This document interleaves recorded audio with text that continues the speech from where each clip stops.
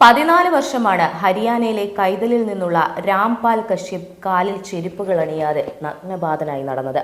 അതിന് അദ്ദേഹത്തിന് കാരണങ്ങളുമുണ്ടായിരുന്നു. തിങ്കളാഴ്ച പ്രധാനമന്ത്രി നരേന്ദ്രമോദിയെ കണ്ടുമുട്ടിയതോടെ തന്റെ പ്രതിജ്ഞ നിറവേറ്റിയതിന്റെ ആഹ്ലാദത്തിലാണ് അദ്ദേഹം. പ്രിയപ്പെട്ട ആരാധകനായ കശ്യപിന് മോദി ഷൂസ് സമ്മാനിക്കുകയും ചെയ്തു. നരേന്ദ്രമോദി രാജ്യത്തെ പ്രധാനമന്ത്രിയായ ശേഷമേ താൻ ഷൂസ് ധരിക്കൂ എന്നായിരുന്നു കശ്യപിന്റെ പ്രതിജ്ഞ. 2014 മോദി പ്രധാനമന്ത്രിയായെങ്കിലും അദ്ദേഹത്തെ നേരിൽ കാണും വരെ പ്രതിജ്ഞ തുടരുമെന്ന് കശ്യപ് പറഞ്ഞിരുന്നു.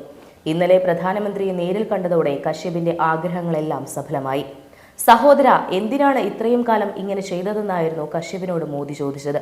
രാംപാൽജിയെ പോലുള്ളവർ എന്നെ വിനയാന്വിതനാക്കുന്നു. ഇത്തരം പ്രതിജ്ഞകൾ എടുക്കുന്ന ഏവരോടും ഞാൻ അഭ്യർത്ഥിക്കുകയാണ്. നിങ്ങളുടെ സ്നേഹം ഞാൻ വിലമതിക്കുന്നു. നിങ്ങൾ സാമൂഹ്യ പ്രവർത്തനവുമായും രാഷ്ട്ര നിർമ്മാണവുമായും ബന്ധപ്പെട്ട കാര്യങ്ങളിൽ ശ്രദ്ധ കേന്ദ്രീകരിക്കൂ, മോദി പറഞ്ഞു.